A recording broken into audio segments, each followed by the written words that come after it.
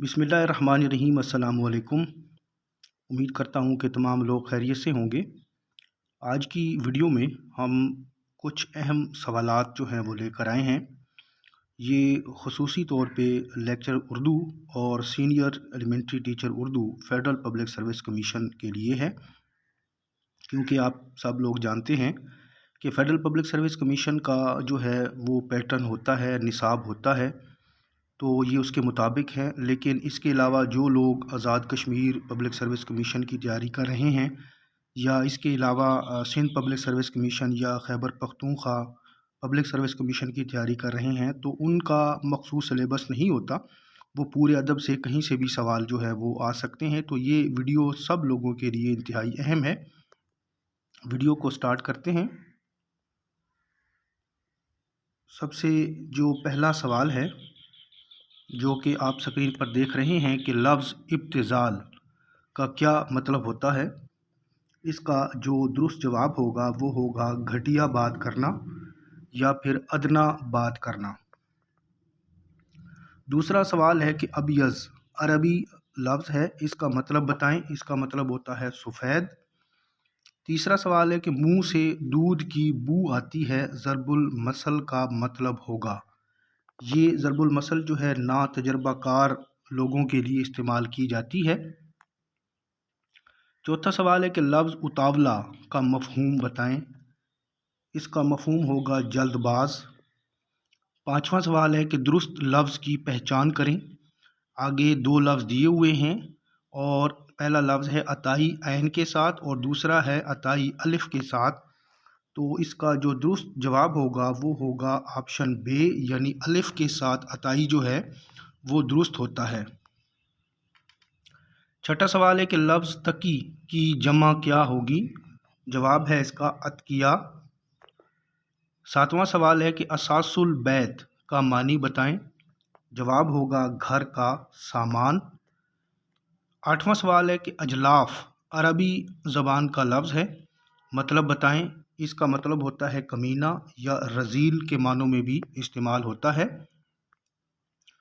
सवाल नंबर 9 है कि लफ्ज़ एहतियाज का मतलब बताएं। एहतियाज का मतलब होता है ज़रूरत या फिर हाजत के ज़ुमरे में भी इसका मानी इस्तेमाल किया जाता है। सवाल नंबर 10 देखिएगा कि अहमकुल लज़ी का मफ़हूम बताएं। जवाब होगा बेवकूफ़ आदमी। 11वां सवाल है कि इदबार लफ्ज़ का मानी क्या होगा। जवाब होगा इसका बदनसीबी। इसी तरह 12वां सवाल है कि लफ्ज़ दीन की जमा क्या होगी। दीन की जमा है अदियान। 13वां सवाल है कि लफ्ज़ उस्ताद किस ज़बान का लफ्ज़ है। जवाब इसका होगा फ़ारसी। सवाल नंबर 14 है कि सिराजुद्दीन खां आरजू ने उर्दू को किस नाम से पुकारा। जवाब होगा हिंदी।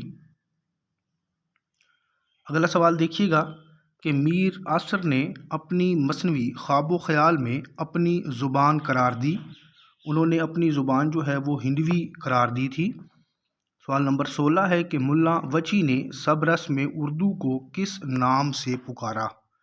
दुरुस्त जवाब होगा इसका हिंदवी। इसी तरह सवाल नंबर 17 है कि फ़ज़ल अली फ़ज़ली ने अपनी किताब द मजलिस में उर्दू को किस नाम से पुकारा। जवाब इसका होगा हिंदवी। मज़ीद सवाल देखिएगा। सवाल नंबर आगे जो हमारे पास है वो है 18।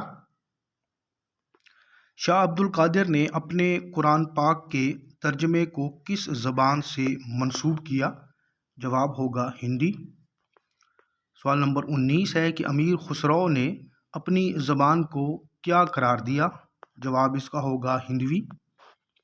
20वां सवाल है कि हिंदुस्तान में लफ्ज़ उर्दू सबसे पहले किस किताब में इस्तेमाल हुआ। दुरुस्त जवाब है तुज़्क़ बाबरी। 21वां सवाल है कि किसने सबसे पहले मुल्की ज़बान के लिए उर्दू मुअल्ला का लफ्ज़ इस्तेमाल किया। दुरुस्त जवाब इसका होगा शाहजहां। इसी तरह अगला सवाल है, सवाल नंबर 22 है हमारे पास, कि तज़किरा गुलज़ार इब्राहीम में ज़ुबान के लिए कौन सा लफ्ज़ इस्तेमाल किया गया। जवाब इसका होगा उर्दू। 23واں سوال ہے کہ بقول محمود شیرانی کس مغربی مصنف نے پہلی بار اپنی کتاب میں اردو کا لفظ استعمال کیا؟ جواب ہوگا گلکرسٹ۔ سوال نمبر 24 ہے کہ بقول اکرام چغتائی کس نے لفظ اردو سب سے پہلے زبان کے معنی میں استعمال کیا؟ جواب ہوگا مائل دہلوی۔ اگلا سوال ہے، سوال نمبر ہمارے پاس 25 ہے، یہاں پر مسنگ ہے، تو ہم اگلا سوال دیکھ لیتے ہیں۔ سوال نمبر 26 کے اردو برج بھاشا میں فارسی کی ملاوٹ سے بنی ہے، کس کا قول ہے؟ جواب اس کا ہوگا سید مارہ روی۔ 27واں سوال دیکھیں کہ اردو برج بھاشا میں فارسی اور عربی کی ملاوٹ سے بنی ہے، کس نے کہا؟ جواب ہوگا شمس اللہ قادری۔ سوال نمبر 28 دیکھیے گا، اور سوال نمبر 28 کچھ یوں ہے کہ اردو کی صورت عہد اکبر میں سامنے آئی، کس کی رائے ہے؟ جواب ہوگا میر امن دہلوی۔ سوال نمبر 29 ہے کہ اردو قدیم ویدک کھڑی بولی سے بنی ہے، کس کا خیال ہے؟ جواب ہوگا اس کا شوکت سبزواری۔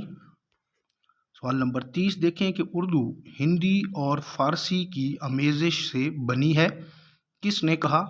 اس کا جو درست جواب ہے وہ ہے موہن سنگھ دیوانہ۔ مزید سوالوں کی طرف بڑھتے ہیں۔ آگے ہمارے پاس جو سوال ہے، سوال نمبر 31 ہے کہ اردو مگدھگی سے نکلی ہے، کس کی رائے ہے؟ جواب ہوگا اس کا اختر اورینوی۔ اسی طرح ہمارے پاس آگے ہے سوال نمبر 32 ہے، اردو عہد اکبر میں برج بھاشا سے بنی، کس نے کہا؟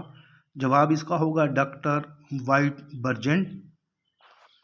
سوال نمبر 33 دیکھیں کہ سینتی کمار چیٹرجی کے مطابق اردو کی جائے پیدائش ہے، آگے دو آپشن ہیں، جواب ہوگا پنجاب۔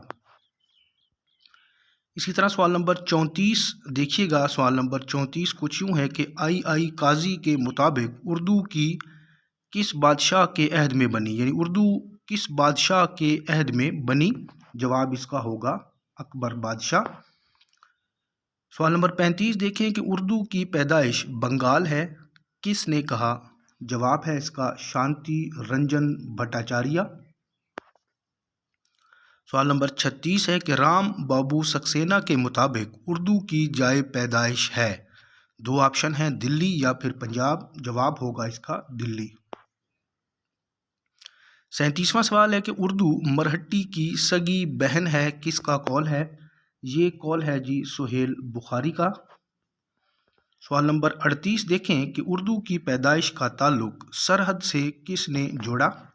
جواب ہوگا فارغ بخاری۔ مزید سوال دیکھیں، سوال نمبر 39 ہے کہ اردو کی پیدائش مشرقی بنگال میں ہوئی، کس نے کہا؟ جواب ہے اس کا اقبال عظیم۔ اگلا سوال دیکھیں کہ اردو کا ماخذ ہندکو زبان ہے، کس نے کہا؟ جواب اس کا جو درست ہے وہ ہوگا خاطر غزنوی۔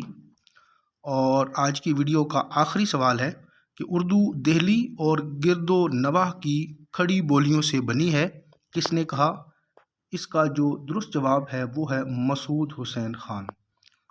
تو امید کرتا ہوں کہ ویڈیو آپ کے لیے کارآمد رہی ہوگی۔ انشاءاللہ بہت جلد ایک نئی ویڈیو کے ساتھ دوبارہ حاضر ہوں گے۔ اللہ حافظ۔